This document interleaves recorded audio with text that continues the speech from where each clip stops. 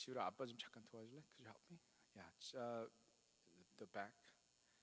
제가 오늘 여러분들한테 수첩을 한 권씩 나눠드릴게요. 이 수첩을 사실은 나눠주면 돼요. 사모님 도와주세요. 수첩하고 볼펜을 하나씩 나눠주세요. 그 안에 수첩이랑 볼펜이 있는데 제가 저거를 여러 줄을 들고 다녔는데 사실은 여러분들 설교 노트 하시라고 구입했어요. 그래서 설교 노트가 있으신 분도 한 권 더 받으셔도 되고요. 받으셔서 오늘 할 것이 있습니다. 설교를 적으시는 거 좋아요. 왜냐하면 제가 통계적으로요, 오늘 여러분들 들은 설교를 수요일까지면 90% 이상 까먹습니다. 이게 이제 여러분들의 지능과는 상관없이 공통적으로 일어나는 현상이에요. 그래서 여러분들 공부 잘하려면 보통 배운 것을 24시간 이내에 복습을 한번 해야 되고요. 그 다음 복습한 것을 일주일 이내에 복습을 한 번 더 하면 거의 그게 이제 기억에 잘 자리 잡는다고 합니다. 그래서 여러분들 설교를 쓰시는 것이 굉장히 중요하고요. 계속 모든 걸 다 받아 적을 필요는 없지만 키워드 몇 개씩만이라도 적으시면 그것이 여러분들 기억하는데 말씀을 기억하는데 크게 도움이 되시라고 생각합니다. 이름 적으셔도 좋고요. 오늘 날짜 적으셔도 좋은데 어쨌든 오늘 여러분들과 함께 할 이 엑서사이즈는 뭐냐면 지금 느끼는 감정을 한번 적어보는 겁니다. 여러분들 감정을 한번 솔직하게 적어보세요. 좋은 것이든 나쁜 것이든 다 적어주세요. 승훈 집사님 거기 볼륨을 조금 줄일 수 있나요? 거기 소리가 이게 이제 이거 녹음하시느라 그러시죠? 제 목소리가 반복돼서 나오는구나.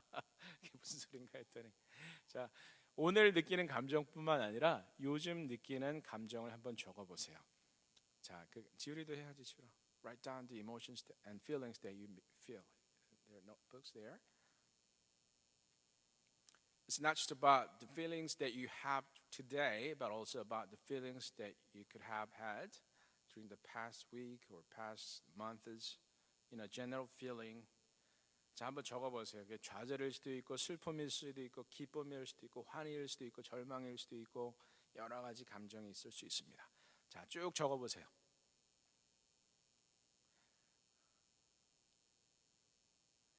이게 손으로 적는 것은 굉장히 힘이 있습니다. 그래서 성경을 필사하는 것도 사실 그런 이유인데요. 손으로 적다 보면 머릿속으로만 생각했을 때 느끼지 못한 것들을 느끼게 돼요.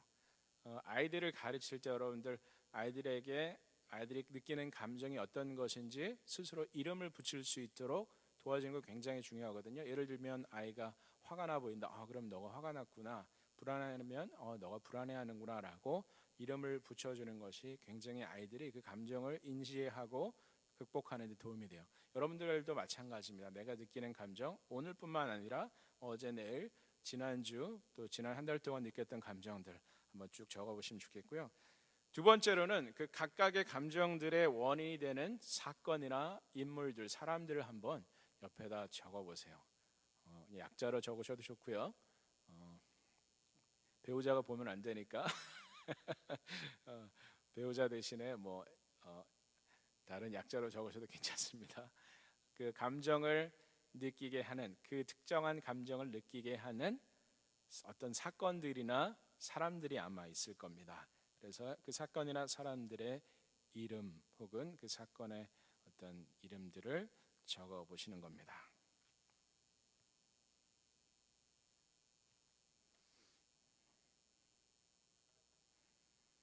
자, 다 적으셨습니까? 오늘 사실 여러분들 집에 가서 마무리하시면 좋은데요. 이 일이 굉장히 도움이 되는 일일 수 있기 때문에 제가 오늘 여러분들에게 부탁을 드립니다.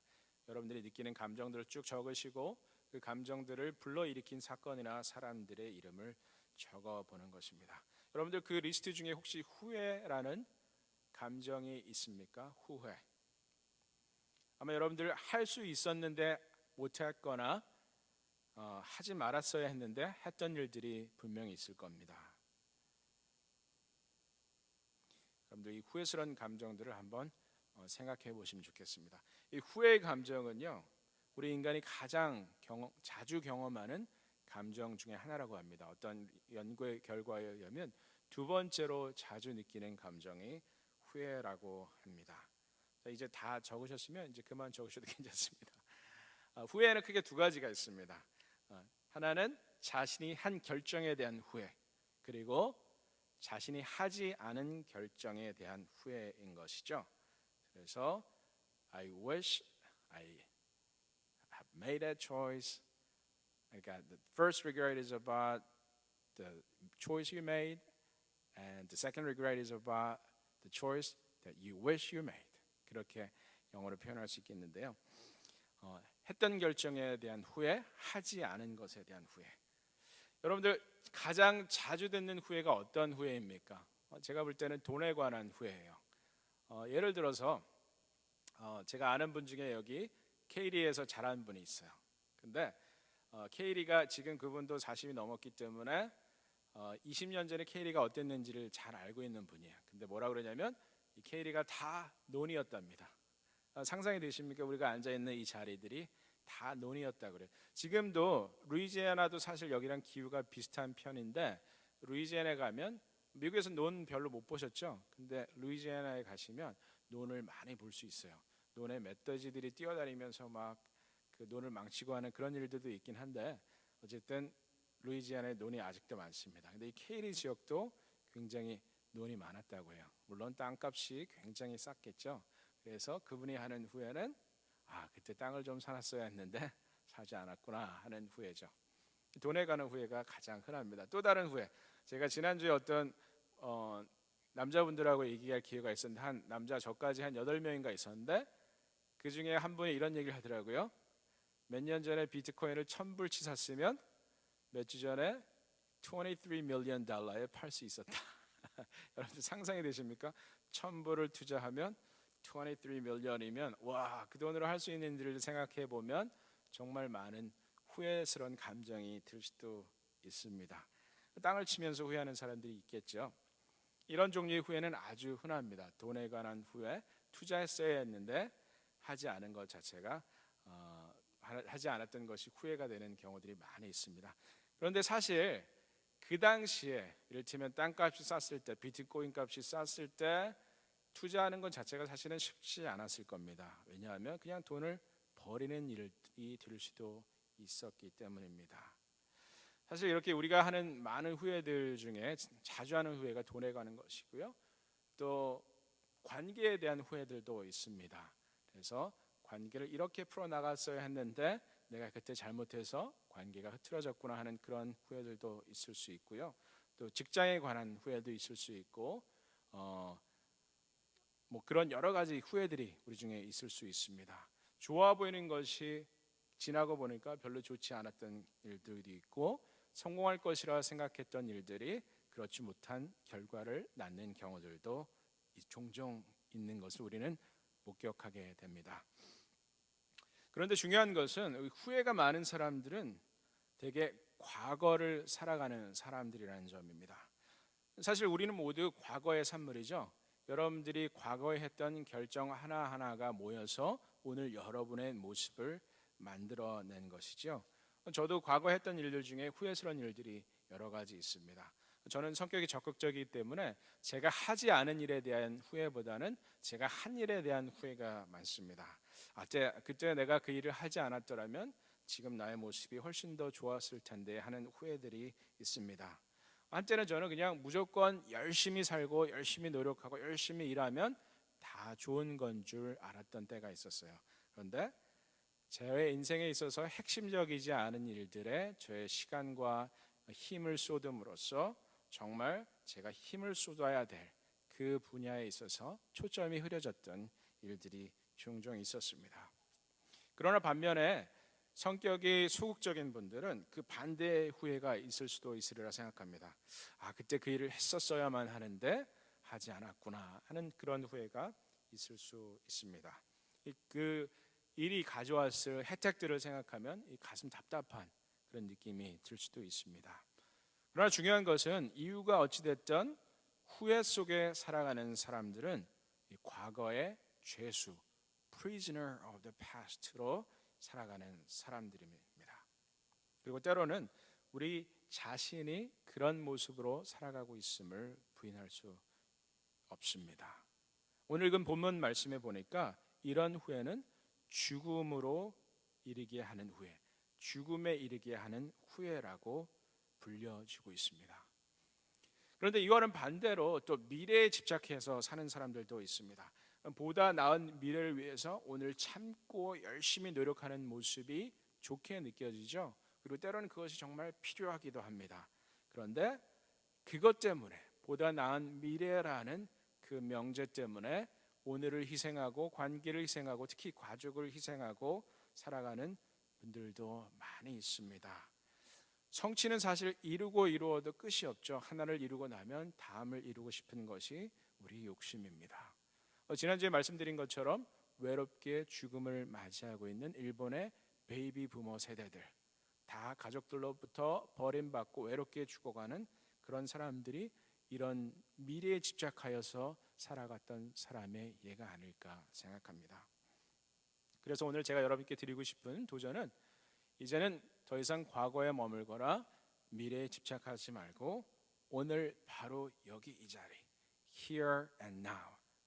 라틴어로 이런 표현이 있는데 hic et nunc, hic H-I-C at E-T, nunc는 N-U-N-C, hic et nunc라는 표현이 있습니다. 바로 here and now, 여기 바로 지금 이 순간에 우리는 살아가야 한다는 것입니다.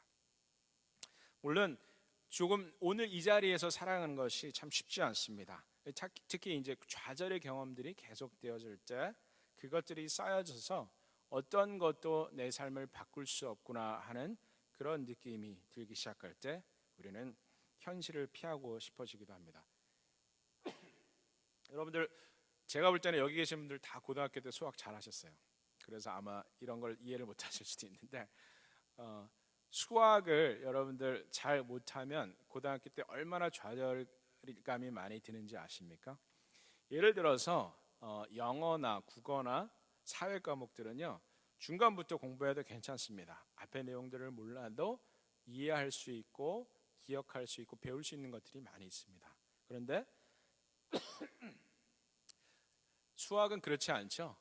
전개를 못하는 학생이 인수분해를 할 수가 있습니까? 인수분해 배우기 전에 전개부터 배워야죠. 수학은 1장부터 배워야 돼요. 챕터 1을 이해해야만 챕터 2를 이해하고 챕터 2를 이해해야만 챕터 3를 이해할 수 있는 게 수학이죠. 그런데 가끔 그 중요한 컨셉들을 배워야 될 기회를 놓치고 그게 계속 쌓이는 아이들이 있을 수가 있어요. 그 좌절감 이루 말을 할 수 없습니다. 아이들 그래서 맨날 수업 시간에 이 랄랄랜드로 간다 그러죠. 영어 표현에 딴 생각하고 저기 꿈나라 가 있는 그런 아이들 보면 그런 좌절감이 많이 쌓여서 이제는 어찌할 줄 모르는 learned helplessness를 경험하고 있는 아이들일 가능성이 있습니다. 그런 아이들 집에 오면 집에서는 랄랄랜드에 갈 필요가 없죠. 왜? 영화도 있고 비디오 게임도 있고, 그러니까 계속 현실을 피할 수 있는 방법들만 찾아가는 것이죠. 그 아이가 겪고 있는 좌절의 원인이 무엇인지를 찾아내면 그것이 참 해결 가능하고 또 쉬울 수도 있는데 그 기회를 놓치는 경우들이 있습니다.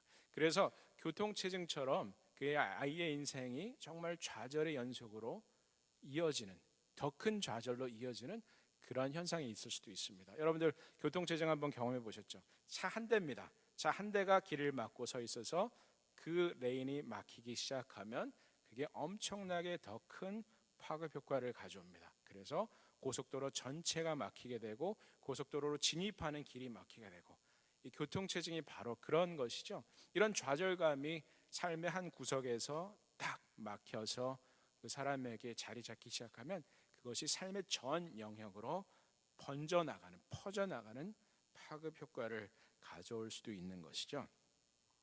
그래서 이런 경험들이 우리에게 너무나도 공통적인 경험이고, 또 그런 경험으로부터 현실을 회피하고 싶은 유혹들이 많이 있기 때문에 오늘 우리 시대를 이끌어가는 많은 사람들, leading thinker들이 하는 얘기 중에 하나가 mindfulness를 우리는 키워내야 한다. mindfulness, 우리의 생각이 가득 차는 거죠. 우리의 마음이 가득 차는 건데 이것을 설명하기 위해서 좀 예를 들자면요, 제가 대학원 다닐 때 contemplative psychotherapy라는 수업을 들은 적이 있습니다. 이 한국말로 번역하면 명상 심리 치료쯤 되는 거죠. 이게 아주 인기 많던 흑인 여자 교수가 가르치는 수업이었어요.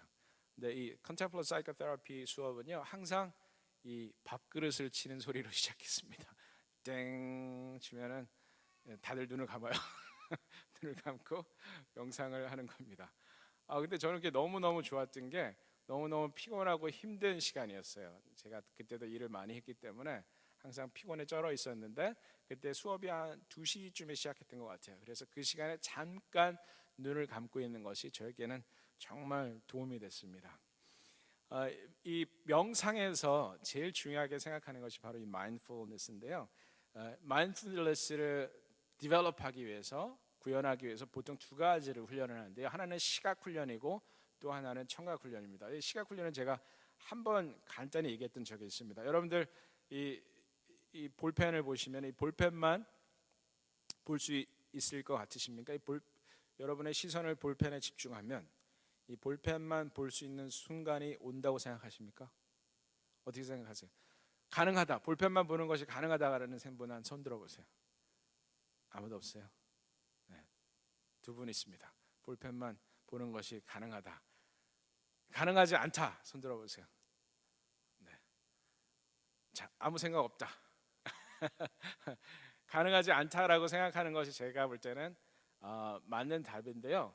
또 그 반대가 또 꼭 틀린 것도 아닙니다. 왜냐하면요, 볼펜만 보려고 노력한다 보면 사실 이렇게 훈련을 하는 사람들이 있죠. 근데 볼펜만 보게 되면 어느 순간 볼펜만 보이는 순간이 있을 수도 있어요. 근데 그 문제는 무엇입니까? 볼펜으로 보일 수 있는 이유는 볼펜과 대조되는 백그라운드 때문이죠. 그래서 볼펜만 본다는 것은 백그라운드가 사라진다는 뜻이고, 백그라운드가 사라진다는 뜻은 볼펜이 보이게끔 만들어주는 그 배경이 사라지는 것이기 때문에 볼펜 자체도 사라지게 되는 그런 훈련인 것이죠. 그게 이제 시각 훈련이에요. 두 번째는 청각 훈련입니다. 눈을 감고 주변에 들리는 모든 소리들을 다 드러내는 겁니다. 이렇게 에어컨 팬에서 나오는 부 하는 이런 버징 사운드, 물이 또르륵 흘러가는 소리, 또 가볍게 유리창을 빗줄기가 때리는 소리, 그리고 무엇보다도 내 숨소리 집중하는 것이죠. 그래서 모든 소리에 집중하다, 그리고 특히 자기의 숨소리에 집중하다 보면 어떤 현상이 일어나냐면 이 relaxation response, 그래서 이 parasympathetic nerve system, 그러니까 비교감 신경이 활성화되면서 스트레스 때문에 받는 그런 우리의 몸의 데미지들이 회복되는 거죠. 그래서 이제 막 스트레스 받고 힘들어하고 막 패닉 상태에 있는 사람들에게 breathe, breathe 이렇게 말하는 이유가 바로 그것이죠. 이게 명상에서 하는 헛소리가 아니고 과학적으로 증명된 이야기입니다. 의학자들이 연구를 통해서 증명한 것인데, 이 parasympathetic nerve system을 mobilize하는, 비교감 신경을 활성화시켜서 스트레스 때문에 발생하는 코리졸의 발생을 분출을 줄이고 스트레스 반응을 역효과를 반대로 작용하는 효과를 갖게 하는 것이 바로 호흡에 집중하는 것입니다. 이 두 가지 훈련은 시각과 청각이라는 두 개의 감각을 통해서 우리가 현실에 충실할 수 있도록 도와주는 방법입니다. 그런데 특이한 점은 우리가 갖고 있는 삶의 모든 문제들을 피하지 말고 정면으로 보라는 성경의 가르침과 일맥상통한다는 점입니다. 이 성경이 우리가 종종 갖게 되는 후회의 감정에 대해서 뭐라고 말하고 있습니까? 성경은 이 후회스러운 마음을 주님 앞으로 가져오라 라고 가르치고 있습니다. 후회스러운 일을 가지고 주님 앞으로 나오라는 뜻입니다. 후회스러운 그 일을 피하는 것이 아니라 이것이 죽음이 아닌 구원에 이르게 하는 회개로 이어진다고 가르치고 있는 것입니다. 그래서 오늘 본문 말씀에 보니까 하나님의 뜻에 맞게 아파하는 것은 회개를 하여 구원에 이르게 하므로 후회할 것이 없습니다. 이렇게 가르치고 있는 것입니다. 그래서 여러분들 후회의 감정이 막 밀려 들어오기 시작할 때 우리는 이것을 기억해야 되는데요. 그 상한 마음, 찢어진 감정을 가지고 주님 앞으로 오는 것이죠. 그것을 피하지 말고 가지고 주님 앞으로 오는 것입니다. 왜냐하면 그 후회가 바로 우리를 하여금 회개하게 하고 그 회개가 우리로 하여금 구원의 길에 이르게 하는 통로가 되기 때문입니다. 그래서 시편 기자 중에 대표적인 사람 다윗이 이렇게 고백했습니다. 하나님께서 구하는 제사는 상한 심령이라. 하나님이여 상하고 통회하는 마음을 주께서 멸시하지 아니하시리이다. 세 번역에 보니까 하나님께서 원하시는 제물은 찢겨진 심령입니다. 오 하나님, 주님은 찢겨지고 짓밟힌 마음을 멸시하지 않으십니다. 여러분들, 이 고린도후서를 쓴 바울은 아마도 그가 그리스도인들에게 저질렀던 수많은 박해와 잘못 때문에 이런 후회 감정을 아주 강하게 느꼈을 겁니다. 그런데 중요한 것은 그런 후회스러운 일들을 가지고 가슴 깊이 아파했기 때문에 그는 수많은 고난에도 불구하고 주님의 일을 감당하는 능력의 종이 되었다는 사실입니다. 여러분들 잘 알고 계시겠지만 제가 한번 이 부분을 읽어보겠습니다. 고린도후서 11장에 나오는 말씀인데요, 바울이 얼마나 고생했는지를 요약한 부분입니다. 내가 수고를 넘치도록 하고 옥에 갇히기도 더 많이 하고 매도 수없이 맞고 여러 번 죽을 뻔하였으니 유대인들에게서 40에서 하나 감한 매를 5번 맞았으며 3번 태장으로 맞고 1번 돌로 맞고 3번 파선하고 일주일을 깊은 바다에서 지냈으며 여러 번 여행하면서 강의 위험과 강도의 위험과 동족의 위험과 이방인의 위험과 신의 위험과 광야의 위험과 바다의 위험과 거짓 형제 중의 위험을 당하고 또 수고하고 애쓰며 여러 번 잠자지 못하고 줄이고 목마르며 여러 번 굶고 춥고 헐벗었노라. 자, 사도 바울 위대한 사도였지만 능력의 종으로서 죽어가는 사람도 살릴 수 있는 사람이었지만 그 자신 이렇게 수없이 많은 고통을 감내해야만 했습니다. 왜 바울이 이토록 처절하게 하나님 앞에 충성하고 복음을 향해 정진해 나갔습니까? 아마도 그리스도를 핍박했던 자신의 과거에 대한 후회가 그 사람의 마음 가운데 있지 않았겠습니까? 그리고 그럼에도 불구하고 자신을 불러 사용하시는 하나님에 대한 놀라운 감사가 있지 않았겠습니까? 과연 바울은 하나님의 뜻대로 하는 근심과 후회가 이런 열매를 맺을 수 있다라고 오늘 본문 말씀 바로 다음에 이어서 설명하고 있는데, 그 내용이 무엇이냐? 보라, 하나님의 뜻대로 하게 된 이 근심이 너희로 얼마나 간절하게 하며 얼마나 변증하게 하며 얼마나 분하게 하며 얼마나 두렵게 하며 얼마나 사모하게 하며 얼마나 열심히 있게 하며 얼마나 벌하게 하였는가. 너희가 그 일에 대하여 일체 너희 자신의 깨끗함을 드러냈느니라.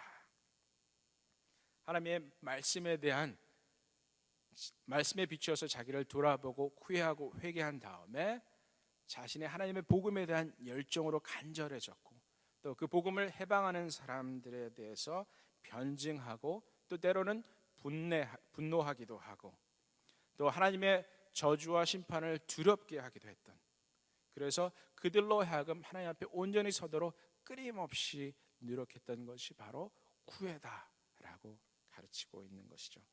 그래서 여러분들, 세상은 우리로 하여금 후회하지 말라라고 가르칠지 모르지만 성경은 그렇게 가르치고 있지 않습니다. 성경은 후회하지 말라고 가르치는 것이 아니라 후회를 구별하라라고 가르치고 있습니다. 세상적인 것으로 후회하지 말고 하나님의 뜻에 합당한 후회, 회개와 변화를 가져오는 후회, 그래서 구원으로 이어지는 후회를 해야 한다는 것입니다. 여러분들, 그래서 이 가르침을 해석해 보면 후회스럽지 않은 인생은 이렇게 살 수 있습니다. 첫째는 여러분들 욕심을 줄이셔야 돼요. 갖지 못한 것을 자꾸 바라볼 필요가 없습니다. 내 것이 아닌 것을 바라볼 필요도 없고 소망할 이유도 없습니다. 이 세상을 바라보지 말아야 합니다. 세상이 줄 수 있는 것에 연연해하지 말아야 합니다. 우리 인간에 대해서 참으로 재미있는 점은요, 여러분들 생각해 보세요. 우리는 스스로를 고문하는 일에 아주 익숙합니다. 여러분 자신을 고문해 보셨습니까? 여러분들 자신을 고문한다고 생각하십니까?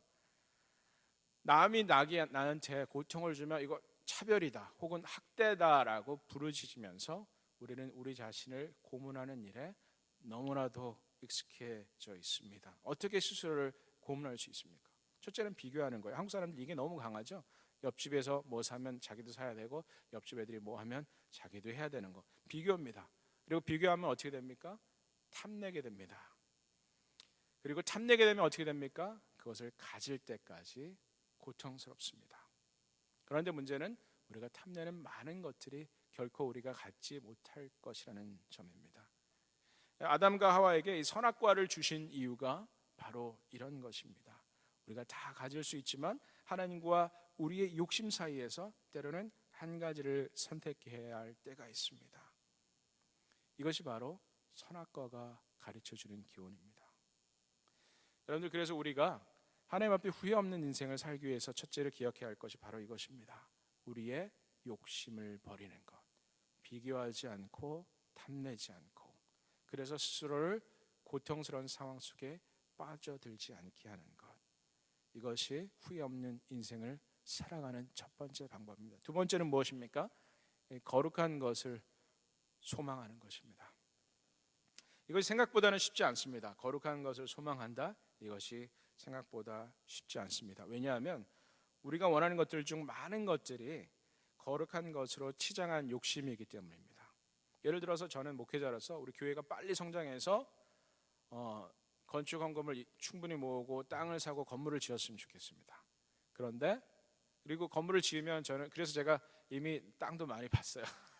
돈도 없는데 땅도 많이 봤어요. 그리고 교회 건물을 지으면 이 교회 건물을 어떻게 설계를 하고 어떤 용도로 사용하겠다, 그리고 교회 안에서 어떤 기관들을 운영해 나가야 되겠다, 이런 생각까지 다 있습니다. 그런데 저에게 있어서 중요한 것은 이것이 과연 저의 개인적인 야망인지 정말 거룩한 소망인지를 구별하는 것이죠.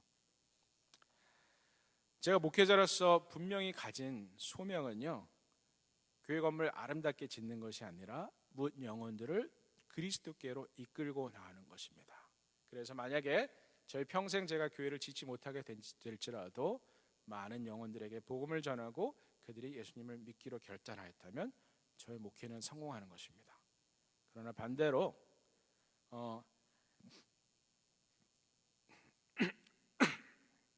교회를 짓더라도, 아름다운 건물을 짓더라도 평생 전도하지 못하고 영혼들을 주님께로 이끌고 나오지 못한다면 저의 목회는 실패한 목회가 되겠죠. 그래서 오늘 여러분들에게 드리고 싶은 도전이 바로 이것입니다. 여러분들도 여러분의 자리에서 분명히 하나님께서 주시는 거룩한 소명이 있을 것입니다. 그리고 그 소명을 발견하고 이뤄 나가는 것, 그것이 오늘 바로 하나님께서 여러분에게 주시는 소망이라 생각합니다. 그래서 제가 여러분들께 부탁드리고 싶은 것은요, 오늘 집에 가시면 이 한 해의 마지막을 어떻게 셀리브레이트 할 것인가를 한번 고민해 보시면서, 뭐 다른 좋은 것들도 많이 있습니다. 뭐 멋진 레스토랑에 가서 밥을 먹을 수도 있고, 뭐 가족끼리 좋은 시간을 가질 수도 있겠지만, 여러분들에게 꼭 부탁드리고 싶은 것이 바로 이것입니다. 오늘 집에 가셔서 하나님 저에게 주시는 이 거룩한 소망이 무엇입니까? 기도하시고 간구하셔야 됩니다. 그리고 마음속에 생각들이 떠오를 때 그 생각들을 여러분들 오늘 드린 노트에다가 적으셨으면 좋겠어요. 그리고 기록하셔야 됩니다. 그리고 그것을 다음 주에 올 때 가지고 오셨으면 좋겠습니다. 여러분들 기도 노트 있으시죠? 그 prayer journal, 그리고 감사의 노트도 같이 쓰시면 좋습니다. 네, gratitude journal이라고 그러는데요. 생각날 때마다 이 노트를 항상 들고 다니면서 계속 적어 나가시면 여러분의 삶이 얼마나 크게, 얼마나 엄청나게 바뀌고 있는지를 목격하실 수가 있습니다. 그래서 오늘 1년의 마지막 날을 셀리브레이트 하면서 여러분들에게 드리고 싶은 부탁이 바로 이것입니다. 오늘 저녁에 가셔서 이 노트에다가 내가 가진 후회들을 적어보시고, 그리고 또 한편으로 하나님께서 나에게 주신 그 도전들을 함께 적으시면 좋겠습니다. 기도하셔서 구하시고, 그리고 적으시고, 그리고 가져오십시오. 그래서 오늘보다 더 나은 내일, 이번 달보다 더 나은 다음 달, 올해보다 더 나은 새해를 살아가는 여러분들이 되시기를 주님으로 간절히 간절히 축원드립니다. 함께 기도하시겠습니다. 사랑하는 하나님 감사합니다. 오늘 주님 앞에 나와서 예배 드리고 또 말씀 듣게 하시니 감사합니다. 어떤 후회는 우리로 하여금 죽음에 이르게 하는 후회이지만 어떤 후회는 우리로 하여금 회개하게 하고 하나님 앞에 결단하여 구원에 이르게 하는 후회임을 오늘 배웠습니다.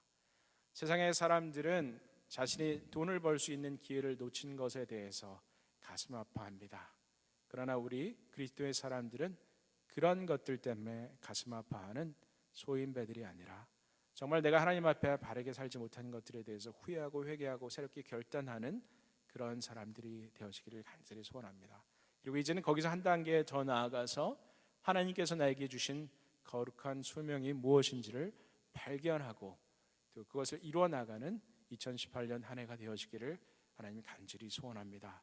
우리 오숙교회 성도들 축복하시고 하나님 후회 없는 인생, 기쁨과 감사로 가득한 인생 살아갈 수 있도록 매일매일 순간순간마다 우리 귀한 성도들 붙잡아 주시고 축복하여 주시옵소서. 주 예수 그리스도의 이름으로 감사하며 기도드렸습니다. 아멘. If you're grateful tonight, begin to worship Him.